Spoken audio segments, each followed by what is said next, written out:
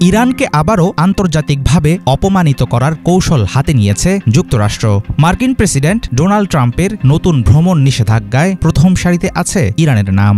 এমন ঘোষণার পরপরই ক্ষোভে ফুঁসছে তেহরান। ট্রাম্পের দাবি, এই নিষেধাজ্ঞা বিদেশি সন্ত্রাসবাদ ও আমেরিকার নিরাপত্তা হুমকি ঠেকানোর জন্য জরুরি পদক্ষেপ। তবে ইরান বলছে এটি একটি রাজনৈতিক প্রতিশোধ, যার মাধ্যমে তাদের আন্তর্জাতিকভাবে একঘরে করতে চায় যুক্তরাষ্ট্র। রাজনৈতিক উদ্দেশ্য প্রণোদিত এই সিদ্ধান্তের মাধ্যমে আসলে কি হাসিল করতে চাইছেন ট্রাম্প? গত 4 জুন ট্রাম্প স্বাক্ষরিত এক নির্বাহী আদেশে 12টি দেশের উপর যুক্তরাষ্ট্রে প্রবেশ নিষিদ্ধ করা হয়েছে। তালিকায় শুরুর দিকে রয়েছে ইরানের নাম।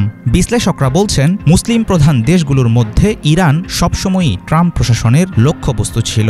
2017 সালে মুসলিম ব্যান নামে পরিচিত ভ্রমণ নিষেধাজ্ঞায়ও ছিল দেশটি। ট্রাম্পের নতুন অভিবাসন নীতির ব্যাপারে তীব্র প্রতিক্রিয়া জানিয়েছে ইরানের জনগণ।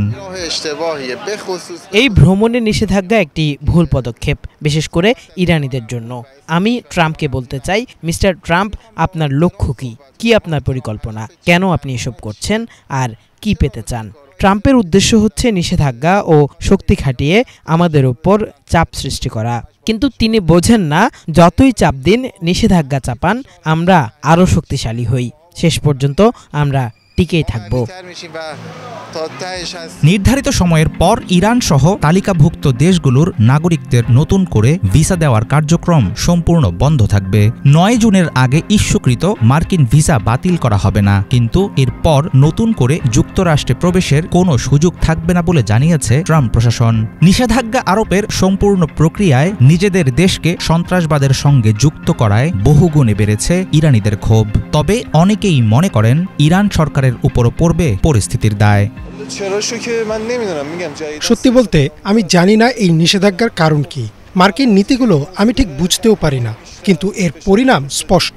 আরও নিষেধাজ্ঞা, আরও অর্থনৈতিক চাপ, হাজারো স্বপ্ন ধ্বংস হয়ে যাবে, আরও অনেক কিছুর প্রভাব পড়বে।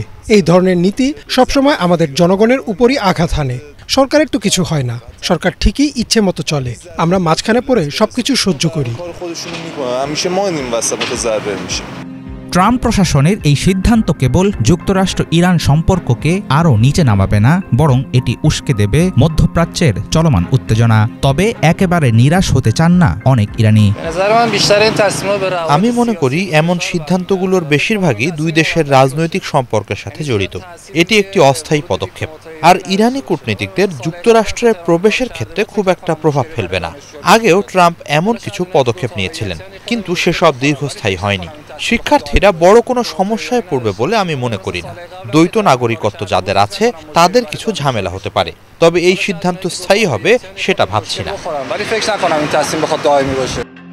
দ্বিতীয় মেয়াদে ট্রাম্পের ক্ষমতা শুরু হওয়ার পর অভিবাসন নীতির কঠোরতা এটাই প্রথম নয়। চলতি বছরের শুরুতে শত শত ভেনেজুয়েলান অভিবাসীকে এল সালভাদরে ফেরত পাঠানো হয়েছে।